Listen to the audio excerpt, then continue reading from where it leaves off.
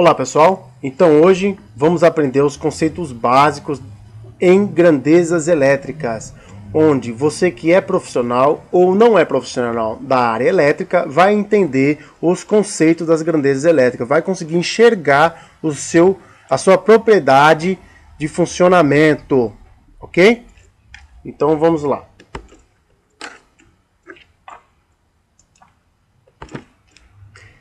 Grandezas elétricas.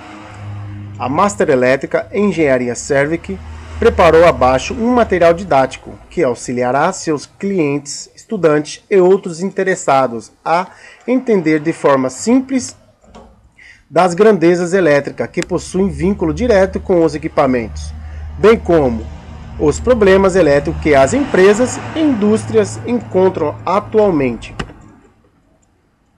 Da eletricidade, vamos falar sobre tensão elétrica, corrente, potência, potência ativa, potência reativa, potência aparente ou total, fator de potência, defasagem, fluxo magnético, indução magnética ou densidade de fluxo magnético.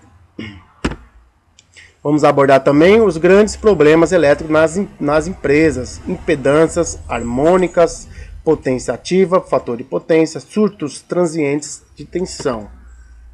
Bom pessoal, para a gente iniciar isso aí, eu achei interessante mostrar para vocês como que nasceu o nome ohms, tá? De onde nasceu o nome ohms? Então vamos lá, que eu vou explicar para vocês. O ohms é uma unidade de medida de resistência elétrica, padronizada pelo Sistema Internacional de Unidades. Corresponde à relação entre a tensão medida em volts, simboliza pela letra grega ômega maiúsculo, tá aqui ômega maiúsculo, e seus múltiplos mais usados são os quilo-ohms, tá? É o K e a letra grega maiúscula, e o mega-ohms também, tá pessoal? Então o nome desta unidade é uma homenagem a George Simon Ohms, tá? Que ele nasceu em 1787 e faleceu em 1854. O senhor George Simon Ohms, que descobriu a relação matemática extremamente simples, envolvendo as dimensões dos condutores e as grandezas elétricas, definindo o conceito da resistência elétrica e formulando o que passou a ser chamada Lei de Ohms. Esse é o senhor George Simon Ohms, tá? Bom, vamos começar aí falando sobre tensão elétrica. Tensão elétrica é a diferença de potencial entre dois pontos e é medida em volts, tá? Sua unidade de medida é a letrinha V de volts, tá? Como exemplo, podemos medir 12 volts corrente contínua entre os polos de uma bateria. Podemos também medir 220 volts corrente alternada entre os terminais de uma tomada. Enquanto a bateria apresenta uma tensão contínua, a tensão da tomada se inverte de polaridade, devido ao fator chamado frequência, tá? No nosso caso aqui é 60 Hz, tá pessoal? Então, que são ondas completas por um segundo e é chamada, portanto, de tensão alternada de 60 Hz de frequência. A fórmula para você achar a sua tensão elétrica na lei de Ohms é tensão é igual potência dividido pela corrente. Tá? Como mostra a figura abaixo, num sistema senoidal. Aqui, pessoal, nós temos um sistema de corrente contínua, onde a tensão ela é, por sua vez, positiva ou negativa, tá? E existe polaridade. Você não pode conectar o equipamento invertido com polaridades invertidas, tá? Então ela aqui é o sistema senoidal, como que você vê a tensão contínua. Ela é positiva ou ela é negativa.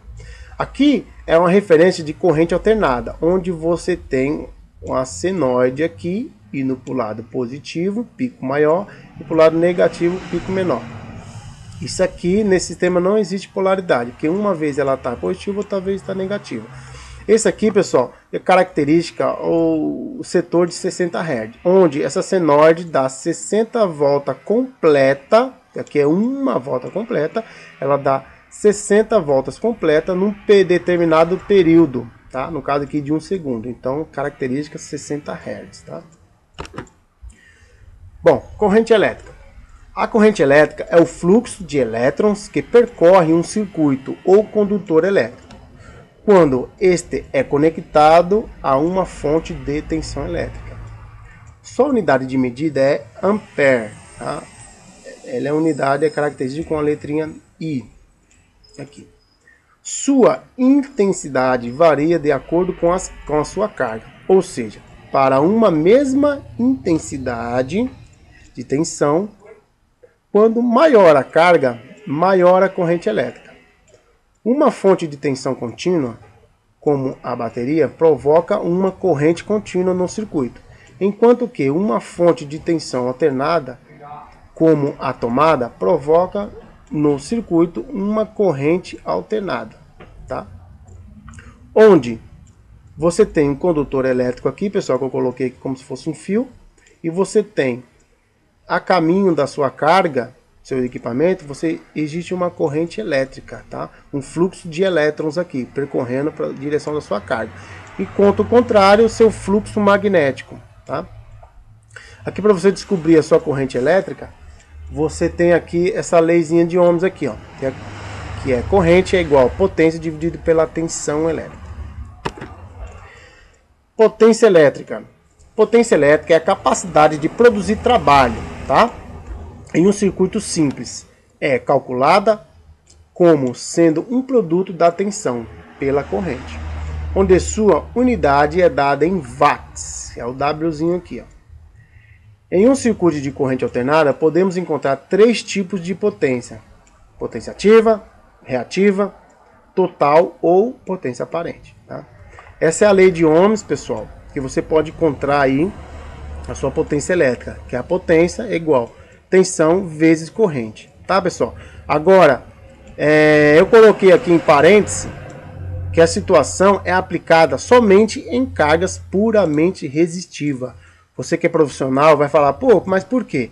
Você que é profissional vai entender também o porquê eu estou falando. Porque essa lei de Ohms, ela foi desenvolvida para cargas totalmente resistivas, tá? Mais em frente você vai ver o porquê. Em carga mista a gente não aplica essa tensão, essa fórmula aqui. Agora, se você quiser aplicar essa fórmula para carga mista, tá errado? Também, de certa forma, não está errado, mas o correto é que você aplicaria essa fórmula só em cargas puramente resistivas, tá? Aqui, pessoal, nós temos a potência ativa. Potência ativa é medida em quilowatts. É basicamente consumida na parte resistiva e em toda a sua carga dos circuitos elétricos, incluindo-se as resistências naturais dos condutores elétricos. Sua unidade é dada em watts, tá? A potência ativa, que é consumida em um determinado tempo, nos leva à energia ativa, que é medida em quilowatt-hora, tá, pessoal? Então aqui é a fórmula para você saber a sua potência da sua carga mista, como eu falei no slide anterior. Olha aqui, você saber a potência em cargas mistas é tensão vezes corrente vezes o seu fator de potência, que é o seu cosseno φ. Tá? Para cargas mistas, é assim que você acha a sua potência. Bom, potência aparente ou potência total. Potência total ou aparente é medida em VA, que é volt-ampere, que é dada também pelo símbolo S, tá? É a soma vetorial das potências ativa, que é em kW. E a reativa, que é volt-ampere reativo, VAR, como mostra a figura abaixo. Então, pessoal, quem acompanhou meus vídeos aí pelo YouTube, eu já falei sobre esse assunto aqui para vocês, lá está mais detalhado. Mas aqui nada mais é como um triângulo retângulo, que é o famoso triângulo das potências, onde você tem kVA, que é a sua potência aparente, kW, que é a sua potência ativa, que é o que você transforma em trabalho, e kVAR, que é a sua potência reativa, tá? Onde aqui nesse ponto você tem um ângulo de 90 graus, e aqui você tem o seu fator de potência. Seu fator de potência nada mais é que a referência entre sua potência aparente e sua potência ativa, e aqui você tem um ângulo que é o cosseno φ, que é o seu fator de potência, tá? A fórmula para você achar a sua potência aparente, você pega a sua potência e divide pelo seu fator de potência, que é o cosseno φ. Bom, tendo como analogia um copo de chopp, podemos visualizar a potência total. O líquido do chopp é representado pela potência ativa e a espuma a potência reativa em kVAR. A soma dos dois representaria a potência total ou potência ativa. Seguindo a mesma analogia, é importante manter os níveis de circulação de potência reativa nas instalações o mais baixo possível, para que permaneça mais espaço para a circulação de potência ativa. Desta forma, quando mais próximo os valores de potência ativa e da potência total, a instalação se apresentará mais eficiente e com menos percas e maior aproveitamento da sua energia elétrica. Então, pessoal, você tem aqui o famoso copo de chopp aqui, tá? Como a analogia mesmo fala, você tem VA, que é a sua potência aparente. Você tem essa potência aparente também, pessoal, é bom enfatizar aqui que a potência aparente, quando ele manda para você essa potência da fonte, ela vem já com uma parcela de reativo, tá? Porque esse reativo é preciso estar na rede para você ter o campo magnético dos motores e o campo elétrico do capacitor. Ele necessita dessa reativa aqui, tá? Mas você tem que controlar, você vai ver nos vídeos mais à frente, você tem que controlar essa reativa aqui. Então vamos lá. Então aqui você tem sua potência aparente, sua potência ativa, que se fosse o líquido, e a potência reativa, que fosse a espuma, tá? Então, pessoal, aqui você tem a analogia. A espuma, você não bebe a espuma, entendeu? Então sempre quando nós vai na choperia, quem está acostumado a ir aí, pede, eu quero menos espuma aí. Por quê? Porque a gente não utiliza. Ela está presente ali, mas a gente paga por ela, mas não é utilizada, não é transformada em trabalho aqui, tá? Então, pessoal, potência reativa. Potência reativa é medida em VAR, tá? Que é o símbolo Q em cálculo. É utilizada basicamente para cargas nos capacitores e para indução de campos magnéticos nas bobinas dos motores e transformadores.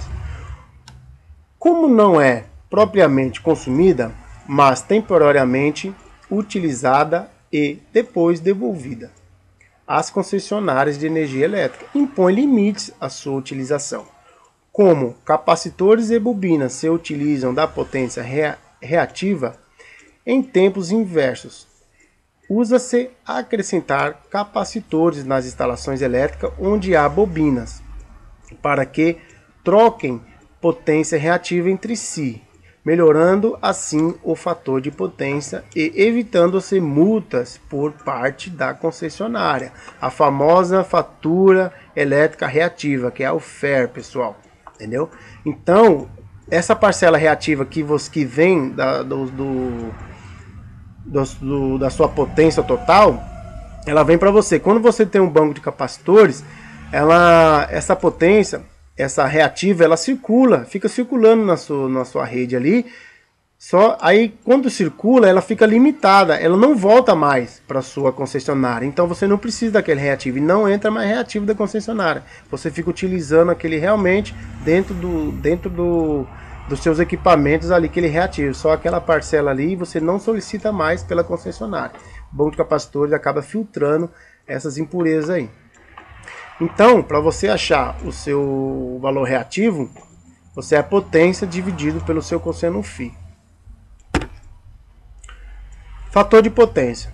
Fator de potência é a relação entre as potências ativas em kW e a potência aparente em kVA.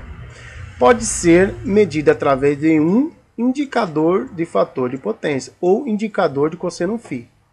Como a potência reativa não é propriamente consumida, mas utilizada e depois devolvida, as concessionárias impõem limites ao seu uso. Atualmente, a exigência de que o fator de potência tenha o valor mínimo de 0,92. Valores abaixo disso gera o FAIR, né? Multas por exceder reativo. Este valor de 0,92 significa, na prática, um consumo do mínimo de 92% de potência ativa no consumo total da instalação. A forma mais usual de melhoria de fator de potência é a instalação de capacitores. Como capacitores de bobina se utilizam da potência reativa em tempos inversos, eles trocam de potência reativa entre si. A potência reativa não trocada entre elas não será mais consumida da concessionária. Dessa forma, podendo-se acrescentar capacidade até que o nível de fator de potência atinja o valor desejado. Para acompanhar a variação de cargas indutivas em uma instalação, usa-se instalar bancos de capacitores automáticos para correção de fator de potência. Tá, pessoal? Então, para você entender aí, a fórmula para você achar o seu fator de potência é a potência dividido pela sua potência aparente.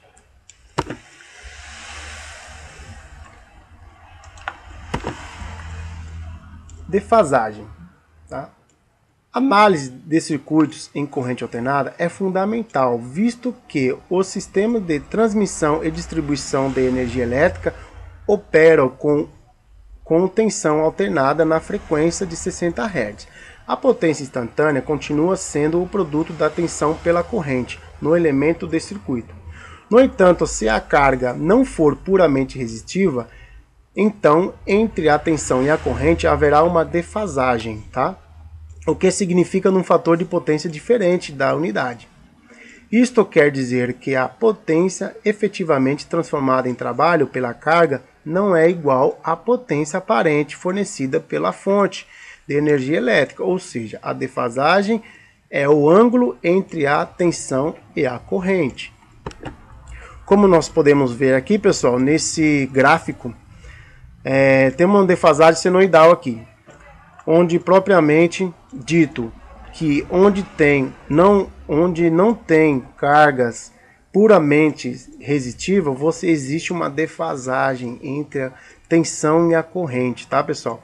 Aqui a defasagem nessa senoide é de 90 graus, ó, 90 graus aqui, tá? Isso aqui é uma senoide de tensão, aqui é a senoide de corrente. No pico máximo e no pico mínimo, você chega assim no máximo entre torno de 85 graus de pico, tá? De defasagem de tensão referente à corrente, tá?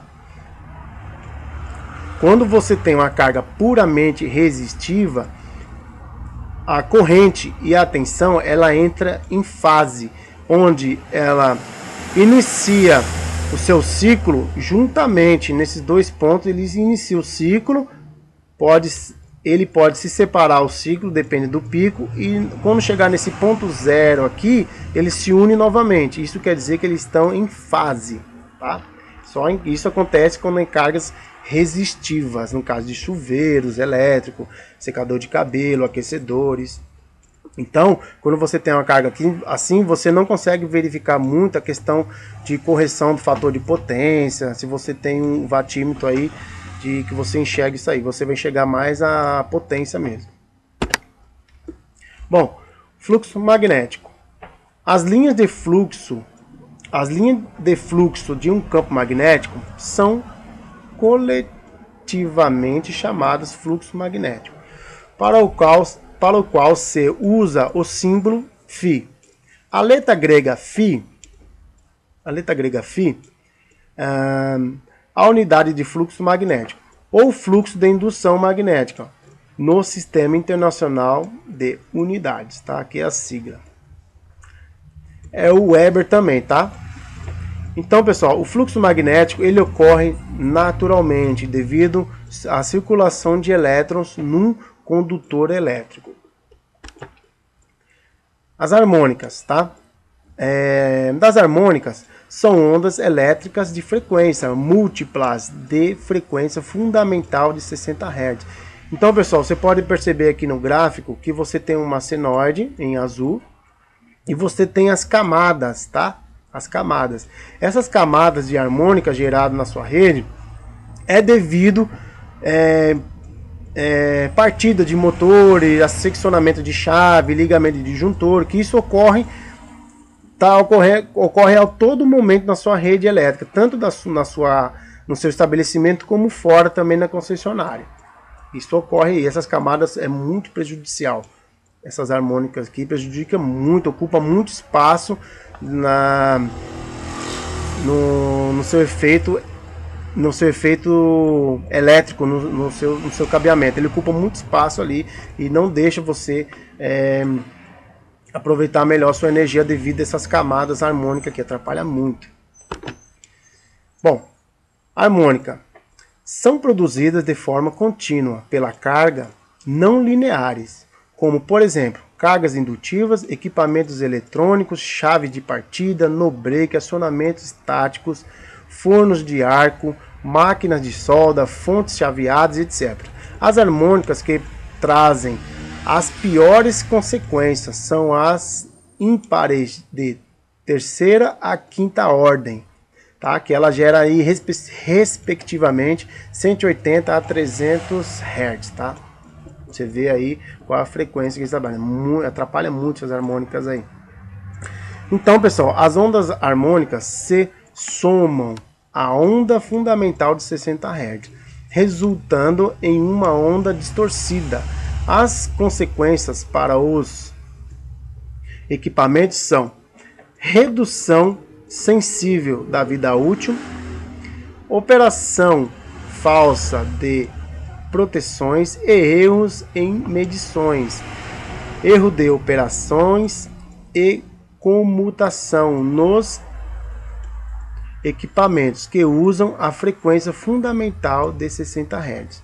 Como referência, assim, PLC, posicionadores, acionadores apresentam erros de operação devido às múltiplas passagens de ondas pelo zero.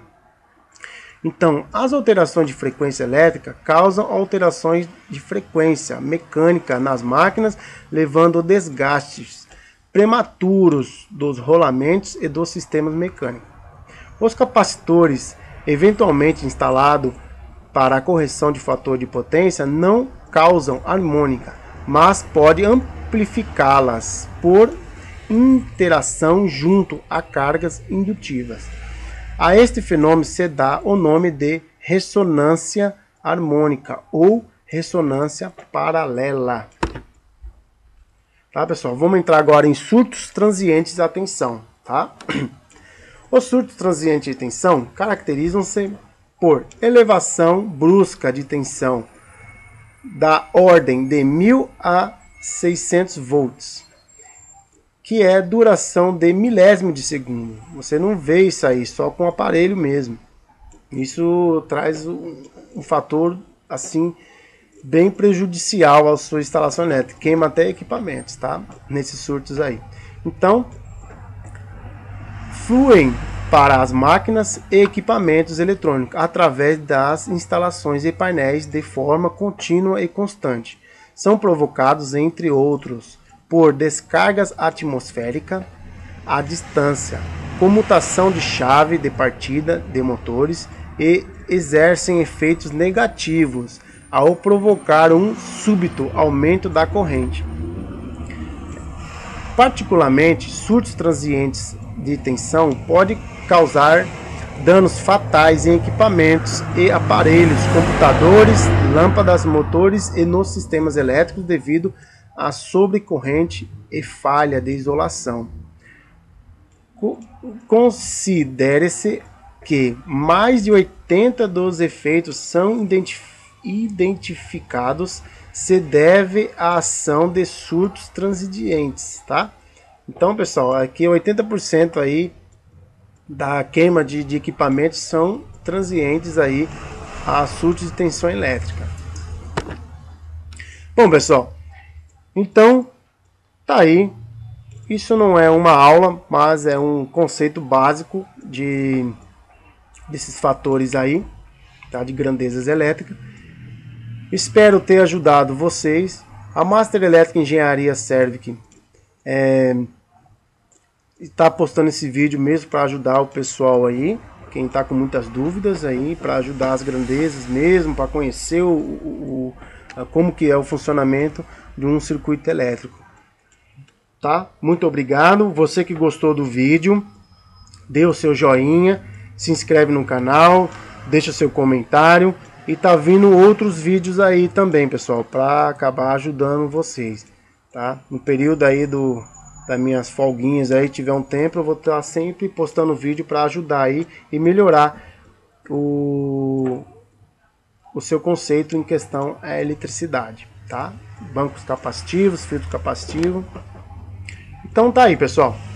Lembrando, deixe seu joinha, se inscreva no canal e muito obrigado, tá? Até logo.